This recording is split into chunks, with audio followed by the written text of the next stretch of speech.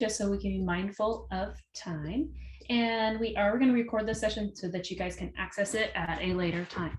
Again, I placed the presentation links into the chat if you would like to access that. So you have access to all the resources and support documents and everything from there. So I'm going to go ahead and get started. Oops, not on my presentation. There we go. So just a quick introduction to our customer experience team. My name is Kate Pyland, and I am a customer success coach. On the call with me today is Katie, who's our director of customer experience, and she will be manning the chat. So feel free to put any questions, comments, concerns, feedback right there in the chat. She'll be happy to answer that, as well as provide any additional resources or links that you may need. Busy is not on the call with us today, but she is in the support center and does a lot of work. So you might have seen emails or calls from her. She's really working really hard just to make sure any of your support questions are answered. So kind of jumped ahead on my slide there. Just a quick update that if you haven't been in GradeCam recently, we do have some great navigation and features. These have all been released probably in the last 6 months or so, but we just wanted to link them here so that people were aware of some of those great updates and changes and different things coming down the pipe. So those links are all right here for you. So today's session is formative assessments, tips, and tricks. And this is kind of one of my favorite ones to do as well, because I love to give those creative ideas and different ways of creating your formatives just to collect that learning data even more efficiently and effectively for your classrooms. So today we are going to kind of touch on a couple different styles of formatives or assessments that you may create. We're going to talk about those exit tickets and entry or exit tickets and how you can make those quickly, some self-assessments and some tips that go along with that, as well as a survey, how you could utilize GradeCam to create some surveys, and just again, unique ways of using GradeCam. So I'm going to hop right over to GradeCam. And I'm going to go into an assignment that is for my exit ticket. So, excuse me, my throat's just a little clogged up today. So this is an exit ticket that I had created, and let me bounce over to the key so you can kind of see what it looks like. So we know that exit tickets are something that you can use daily, weekly, just kind of as a set expectation for your students, that as you're kind of collecting what they understand so that you can adjust your instruction for the next day or the next week, making sure they know what they need to know before you move on to the next topic. So I structured this exit ticket to contain 2 multiple choice and 3 open response. Now you can make the exit ticket any way you want, but one thing I would encourage you to do just to help make it more efficient is kind of come up with your layout or your format of what you always want to use, because then one, it makes it easier on you. It's like, hey, I always know if I'm going to use 2 multiple choice, I need to structure 2 questions to be a multiple choice, and I need to structure 3 questions to be an open response. And these open response, I could even always adjust the points. So maybe it's not worth anything. So like on this number 3 here, if I click on it, it's going to tell me I need to modify it. This is just like share and aha. So that's not necessarily a right or wrong answer. It's just an opportunity for students to share. I could change the multiplier to 0, so it doesn't even really count for points as well. So it doesn't necessarily even have to be collected for a score. This is just giving you learning data. So if you build your structure, a couple things to kind of make this easier for you, obviously, is cloning. So if you haven't done cloning yet, this is a really handy piece, and you can do it right inside the assignment. So I clicked on the assignment and made sure this is the one that I want. And if you come up here to the title and you click on it, you get some additional options here. If we hit clone assignment, what I like about this is it pops me right up into my assignment name. So I'm going to remove the word clone. Now I'm back into unit 9.2. So I'm going to adjust the name here. It already gives me 5 questions because it's going to pull the exact same question types and layouts and any scoring or standards that I've already tied. All of that's going to be available to me. So if I hit save, it pops me straight into the new one. You can see I'm now empty with no responses. Another quick tip for this is just kind of something to keep in mind is, again, if you always keep the same structure and you're like, oh, I don't know what my answers are yet, but I'll know by the end of the day, but I haven't had time to jump over to GradeCam, because remember, you can laminate these forms and reuse them. I can actually take a form, fill in the correct answers. I'm going to hold my hands up for the score. Fill in the correct answer right up there. I didn't fill anything below because they're just open response. And I can hold that up and it will adjust. And it says, do you want to modify these? Because you already had answers from your previous clone. And I said, yep. So it just adjusted those 2 answers. So not very difficult for a 5-question quiz, but if you always ask 10 questions or lots of multiple choice or different structures there, you could scan that real easily. So I could take this one and hold it up and it's going to pull my key in real quick, because you just might be that person that I'm going to kind of ask the questions on the go. I kind of know the answers, but I don't know what they are at the time that I make my form. Again, that's why it's handy to always build your straight form structure. Then you can clone it and you can scan to get your keys super fast. So that's a good way to make your exit tickets just a little bit easier to build or construct. The next one we're going to talk about is self-assessment, in particular talking about renumbering and a by-question grading, because if you're having students do a self-assessment, you're probably going to build in some reflection to it. So you definitely want to go look at that by-question grading so you can read the reflective pieces kind of one at a time. I'm going to hop back out to my assignments. I'm going to go over to a student self-reflection form. I do have some scans in here already. So let me go ahead and generate this so you guys can see what this looks like. I'm going to make it compatible, and I'm just going to make it straight from my class. And I'm going to hit generate just to make it a little bit bigger so you guys can see that. So the way that this form has been structured is set up to be a rubric or a multiple choice, and this one is a multiple choice, so it has a 1, 2, 3, 4. So we have always known that you can customize your multiple choice, but don't forget you can also use numbers. And so numbers sound a little bit easier when you're trying to put things on a scale. So I just changed this multiple choice to a 1, 2, 3, 4, 5. I alternated that with an open response that students can handwrite in a response, sharing what went well this week, and so they can put in some additional information there. So when I come back over to GradeCam, where the renumbering comes in, is you'll notice how I've structured these to be 1A, 1B, 2A, 2B, so on and so forth. You can always modify this to match whatever assignment, or if you're doing a self-assessment, if you knew you're going to have a question that's 2 parts, you can edit this question label that is right here. So that's kind of nice that if you have a 2-part question, I can say 1A and 1B, and I can then write the next one down. The other thing that I don't touch on my green slide, but on the pink one with pro tips, we talk about partial credit.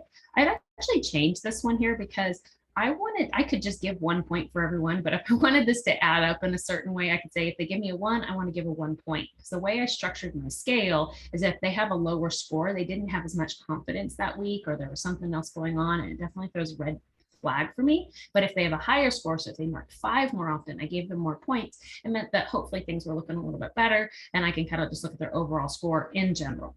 Okay, so just different ways of creating a form or modifying it and utilizing the features that are within GradeCam. So that partial numbering is on the pink slide that talks about partial credit and adjusting your alternate options and what scoring is available to it. So knowing you can adjust these question labels. The other thing is you can put these in, is these go up to 4 characters. So sometimes if I'm building a rubric and I know that I have like the first 3 letters of whatever that rubric criterion is, such as content, or if it's going to be grammar, sometimes I just type the first part of that. So it's a little bit more recognizable, so kids don't have to worry about what the numbers are and what numbers associate where. So just another thought, things to keep in mind. So then what comes in with that, or the type of information that when I scanned it, so I had those forms and they came in, is I can click on it to review those students' scores or what the students said. So this was a handwritten, I just scored it a 0. I'm not collecting any points for that. So you actually see that when it calculates up, it's only calculating those multiple choice that I had the partial credits for, the different scoring, so that I can look at it. It doesn't look like I actually have to grade it. I would, but just knowing I followed up with it. So I could look at a student at a time, or I could look at a question overall. So if I knew that this was, what went well this week, and I want to get that overall summation from my students of what went well with the lesson or the unit or whatever we are working on, I could kind of read that together. The reason I put that 0 still there is so that as I scroll down, I can know that I read that one or I responded to it, and you can provide feedback if your students are working on the online student portal.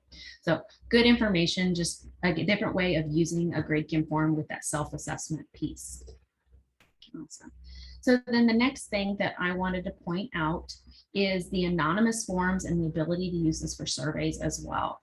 So up here in GradeCam, go back over here, I have another form, which is structured fairly similar to the student self-reflection and feedback, meaning that the key alternates a multiple choice or a rubric response with an open response. So that way that they're scoring something on a scale, or the open response, they're writing something, but I may just make it a 0, 1. It's like 0, it was negative, 1, it was positive, because that just helps me with my scoring later on as I'm looking. So this is just going to be a survey, but the way to make this anonymous in GradeCam is really slick in the fact that I can come over here to my forms, click on forms, and I'm going to make this one compatible, just because then if I use this format later on, I just already have it.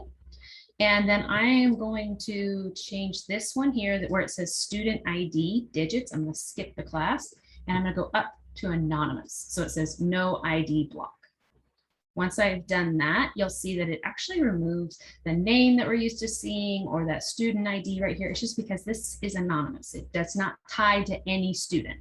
And that way students can feel like it's a little bit more secure in the type of information. You want to give them honest feedback. Or if this is out for a bunch of teachers at a training that you're doing or something like that. So I hit generate, and this time I'm going to download a PNG just to show you the different types of forms that you can create. If you download a PNG, because the nice thing, you get the option of PNG if it's pretty much a generic and it's going to be the same no matter what, because then I'm going to take this image, I'm going to copy it, I'm going to go over to my Google Doc, which I already have structured with my questions right here, and I'm going to paste that right over here. I just got to make sure. Might have to hit enter to get down to that line. And it's just because I have to get over here in Google Docs and then paste. And I pop it right in there. So then I could print this off or print off 500 of these. This is a survey of training. I can fill it out and then I can scan those really fast so that I have those scores right away just to get an overall feel for how that works. With PNGs, also, as you'll notice, whatever system you're working in, if that be Word or Google Docs, you just adjust it like a regular image and move it around. I know Google Docs has changed how they do their wrapping anymore, so I have to figure out how they've got that adjusted. But I can always move that information. That's what I want to do. I'm going to move it away. So you can adjust those just like a regular image would in any document. So that anonymous form is really, really neat if you are trying to collect something that's not necessarily tied specifically to a student. And it's right there. Then you take that by question and you read all your feedback at the same time. So with that, that's kind of going over just this main step-by-step and creative ways of creating different types of formatives. So you're collecting some sort of learning data from your students. We provided you links and resources here. In the pro tips, I talked about adding those alternate answer options or that partial credit when I was talking about the student self-reflection and scoring those multiple choice just slightly different, giving them a little bit more points if I needed to. Some other things that you might check out if you want to go a little bit deeper into the formative data that you're collecting are things like your personal standards. So if you want to add your own personal standards that talks about like DOK1, DOK2, that's really awesome to add. Just something as a personal goal, seeing how your kids do, just like you would tie any standard, but see how they do on any questions that are tied to DOK2 level. So you know how they're kind of looking at those scoring. So you have personal standards, and check out this video from one of our customers up in North Hagerstown that she talks about using the observation form right along those personal standards. So a really great use case there. Performance bands is also something that can be customized. If you have done that with your district or your school account, this just reorganizes your data so that when you're looking at it, let me go over here to responses right here. I can decide how I want that information to be displayed. If I want it to be 10, 20, 30, like that, or if you want to do a basic mastery that's only 3 levels, just reorganizes how you're looking at that formative data so you can more effectively address the needs of your students. Also, if you're into versions and variations, I've linked that here. That's definitely something talking about changing question order or providing accommodations with different kinds of assessments for students. Definitely kind of a very complex task, but something that you may be interested in. So I put it over here in the pro tips if you just want to take that next step. And lastly, for just some extra credit things to look into and try just additional or share with others is talking about assignment labels. I love using labels as part of my organization system. If you haven't gotten into those on your assignment list, you may find as you've been working more and more, you have lots and lots of assignments here. But if you start looking into the labels down here in the side, it makes it a lot easier to divide up and go, oh, we're on the math unit this week. Or, hey, I know I'm talking about unit 7 money. It just splits it all right there. So labels for organization. And there's some wonderful other tips like this about how you can sort your assignments just to make it a little easier to find certain things. Also, be sure to check out our tips library. These are short, simple, sweet, and easy. If you're an instructional coach or a technology coach for your district using GradeCam, these tips are really good to like send out each week just to give people like little tidbits of knowledge that may make them more effective. And then I have attached 3 different types of questions, 3 creative assignment types, just to different ways to see how GradeCam can be used, again, to collect that formative data that's going to help your students. So that's kind of wrapping things up. We'll stay on the line for any questions, but if you need to run, we totally understand that. Always know that you can reach out to us at support@gradecam.com or call us with any questions that you have. We're happy to help out. So I will stay on the line for any questions, but I love to, oh, thank you so much, Sarah. I appreciate that. It was great to have you. I saw you last week too, so I'm really glad you could join us.